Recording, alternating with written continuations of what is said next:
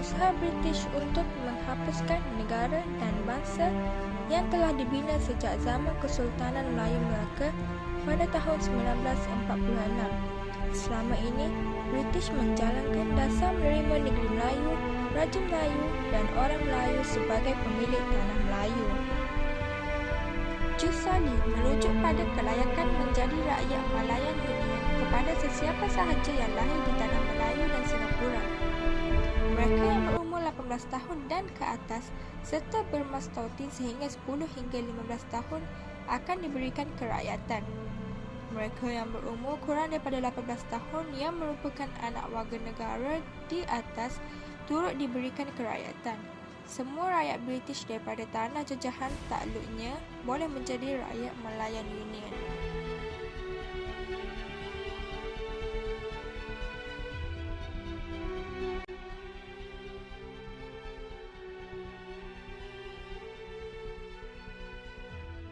Kerajaan British memperkenalkan Malayan Union berdasarkan beberapa sebab. Antaranya termasuklah sebagai persediaan kepada tanah Melayu ke arah membentuk pemerintahan sendiri. British juga menginginkan pentadbiran yang licin dan menjimatkan kos. Sebelum Perang Dunia Kedua, tanah Melayu terbahagi kepada 3 unit pentadbiran yang berbeza, iaitu negeri-negeri selat, negeri-negeri Melayu bersekutu dan negeri-negeri Melayu tidak bersekutu. Pelbagaian sistem ini telah menelan kos yang besar dan menyebabkan pembangunan ekonomi di setiap negeri tidak seimbang. Selain itu, British berhasrat membentuk sebuah bangsa Malayan Union supaya golongan pendatang dapat melupakan negara asal mereka dan menumpukan taat serta kepada Malayan Union.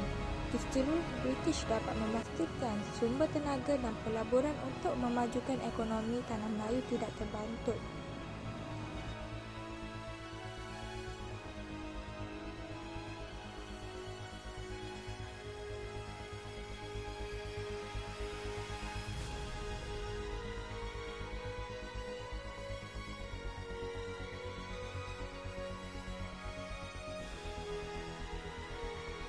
Perjanjian Malayan Union 1946 telah menggabungkan semua negeri Melayu bersekutu dan negeri Melayu tidak bersekutu serta 2 negeri selat.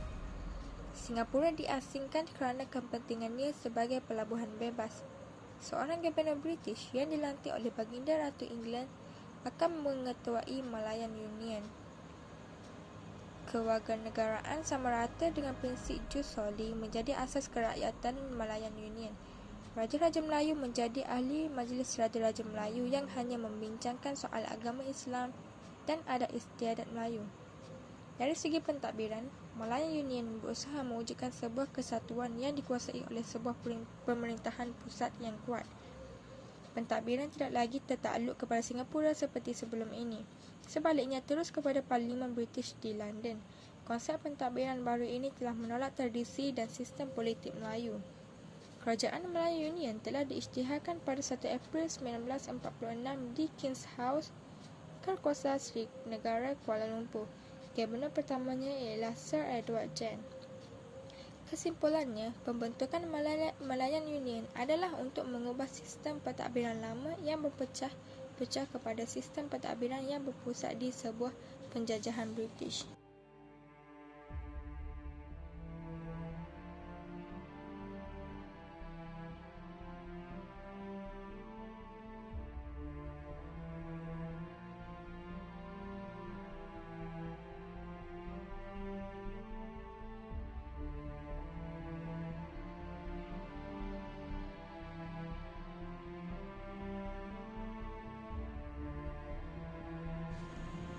Pelbagai reaksi penduduk tanah Melayu muncul apabila Malayan Union diperkenalkan.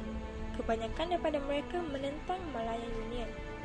Orang Melayu membantah tindakan Sir Harold MacMichael yang menggugut Raja-Raja Melayu bahawa Baginda akan diturunkan tahta sekiranya enggan menerima Malayan Union seperti yang terjadi kepada Sultan Baduli Shah Kedah. Kebanyakan sultan tidak diberikan masa yang cukup untuk berunding dengan Majlis Mesyuarat Negeri seperti yang berlaku kepada Sultan Perak. Terdapat sultan yang menandatangani perjanjian Malayan Union atas dasar setia kawan kepada British seperti Sultan Selangor dan Sultan Johor. Bagi orang Melayu, keadaan selepas Perang Dunia Kedua tidak sesuai untuk British membuat pembaharuan politik. Orang Melayu secara prinsipnya menentang penghakisan kuasa Raja-Raja Melayu dalam Malayan Union. Raja-Raja Melayu hanya menjadi ahli Majlis Raja-Raja Melayu tanpa sebarang kuasa. Mereka juga kehilangan tahta dan kredibiliti sebagai ketua orang Melayu. Pemberian kerakyatan yang longgar kepada orang dagang juga ditolak oleh orang Melayu. Dasar terbuka British ini dilihat akan mengancam status quo orang Melayu sebagai pribumi. Jumlah orang Melayu akan menjadi kecil dengan kemasukan orang dagang, manakala ekonomi dan pendidikan mereka akan bertambah mundur.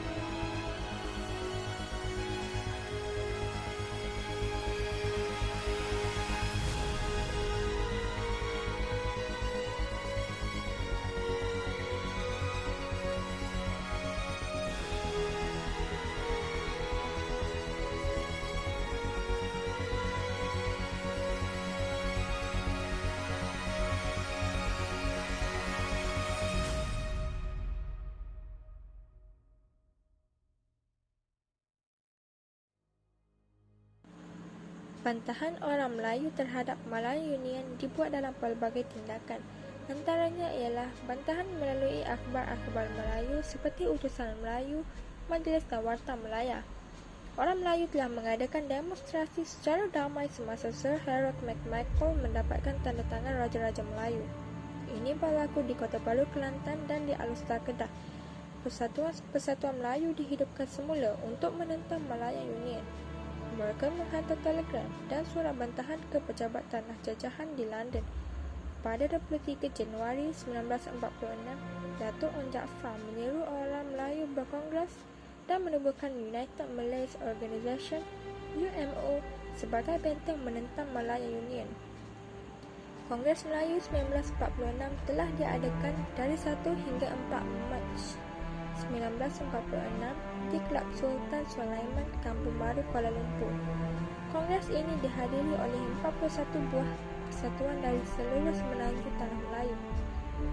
Kongres ini bertujuan menubuhkan United Malays National Organisation (UMNO) atau penubuhan kebangsaan Melayu bersatu untuk menentang Malayan Union.